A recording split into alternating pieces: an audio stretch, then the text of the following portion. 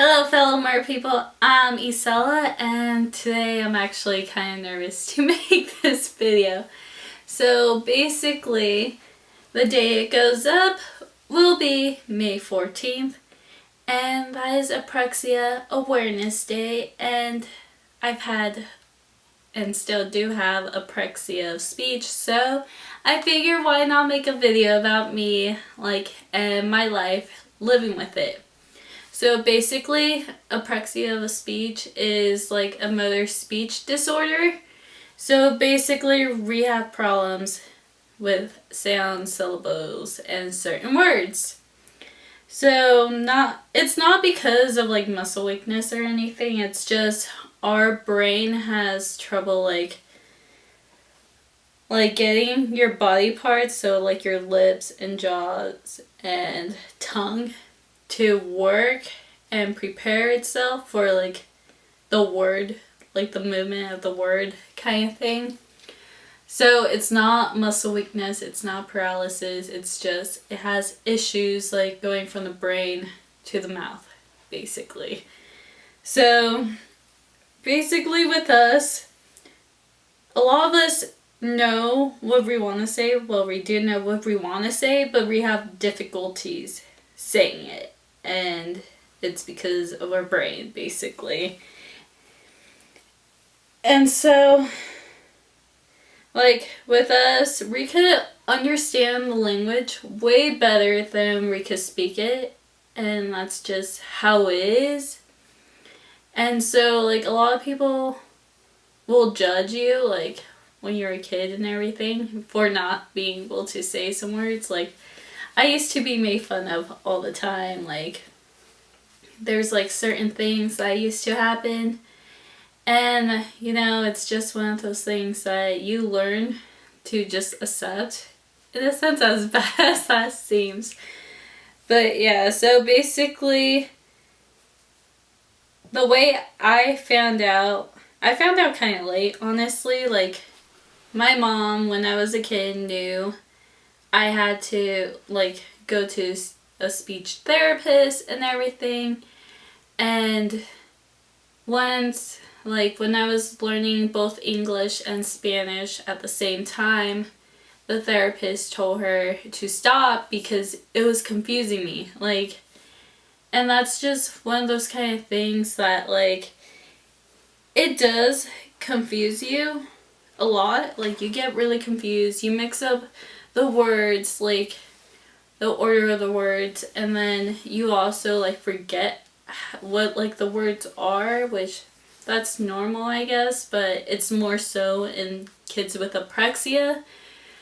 And so basically the therapist told her and my dad that they needed to make a choice. It was either English or Spanish. And I said this before in the video, that obviously they chose English since we're in a primarily English speaking country. And so that has caused some issues with me and like being Mexican, because people used to really like judge me for not knowing like Spanish, calling me like a white girl, which I don't care because I am pretty whitewashed. Like, that's just how it is. But yeah, so when I was a kid, I basically was with like different speech therapists, and so that led me to like my final speech therapist, because I didn't go after like elementary school. And basically I was in 3rd grade when I started, and no one by this time had figured out what the issue was. I was having a really, really tough time, like, and no one knew what to do about it, kind of thing. I couldn't really speak. And so basically I moved to Vegas, where I am now, and have this new speech therapist, which her name was Bonnie, I believe. And basically she figured it out by like doing examinations on me, and she told my mom I had apraxia of speech. And I was the only one. My siblings didn't have it because they also went to speech classes, but they were fine. They were just like missing like a few sounds that they needed to get correct.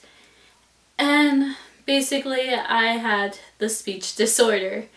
So my mom, she didn't, or at least I don't remember her being upset about it.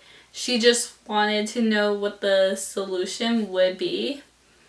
And so for the next 3 years, being 3rd, 4th, and 5th grade, I saw the speech therapist like every week. Once a week I would be pulled out of class.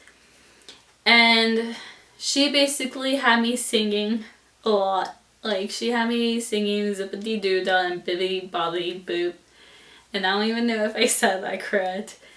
But yeah, so she used to help me. She would make me do specific exercises with my mouth that I forgot now. And by the time I went to 5th grade, she sat me and my mom down and basically told her, like, my mom, she had the choice. I made so much progress from when I first saw her to like when I left that she recommended my mom to pull me out and just have me keep working on it on my own. The reason being was that if I continued, by the time middle school came, I would be forced into special ed classes. And so basically my mom didn't want that or anything, so she pulled me out. And so basically since then I've been working on my speech alone. I do have issues, but like also I'm so grateful for like my mother, because a lot of kids with apraxia speech just change the words to be an easier version. And my mom, if she saw me struggling with the word, she didn't let me do that. She made me keep practicing the word until I said it right around her. So yeah, like my mom, she really helped me. She basically became like my therapist after I left my therapist. And yeah, so basically after that, like, I didn't have much confidence because during elementary school, I had a lot of bullies. I was bullied a lot for how I spoke. I was made fun of all the time, and it went with me to middle school. And so I was just like a target by everyone, not only with that, but with the Mexican community, like judging, like, you know. So like not a lot of people understood, and like now thinking back about it, like I don't fucking care. Like, excuse my language, but I don't care. Like, basically if anyone asks, I'll explain it. If they still have to judge, then they could go like somewhere else with that judgment, because I don't care. And when I was in high school, I remember the word that used to give me such a difficult time, like to the point where my mom would have me say it and I would end up so frustrated, and that was the word vegetable. So I know how to say it right now, but back then I used to like just say vegetable or something. Like I was missing a couple sounds, but yeah, so like basically I lived a pretty good life with the disorder. Like, so parents out there who are now finding out their child does have this disorder, don't be so worried, because I came out fine. I was told when I was younger that I will never be able to read, right? I will never be able to write. Like, I would never be able to do this and that and whatnot. I'm pretty sure I have some form of dyslexia, especially with numbers, but I still did good in math. With grammar and writing, a lot of people will tell me I have good grammar, I have like good spelling, like it's not out of the norm for me. Like I did pretty well in these subjects that people would tell me, oh no, you're going to do terrible because of your disorder. Like, so don't really buy into that because every kid is different. And if like you really want to be successful, you kind of have to like just do the like exercises, do the like pronunciations right. Like you have to keep trying. Like you can't just give up. And like with me, I'm 23 now. I graduated college with a bachelor's degree when I was 21. Like, so I graduated a year early. I graduated high school with advanced honors. So I had, like, in Nevada, I know, like, every state is different, like, but we only need, like, 22.5 credits. I graduated with about 32 credits. So, like, and they were mainly all honors. So I did pretty well for myself. So, like, don't give up.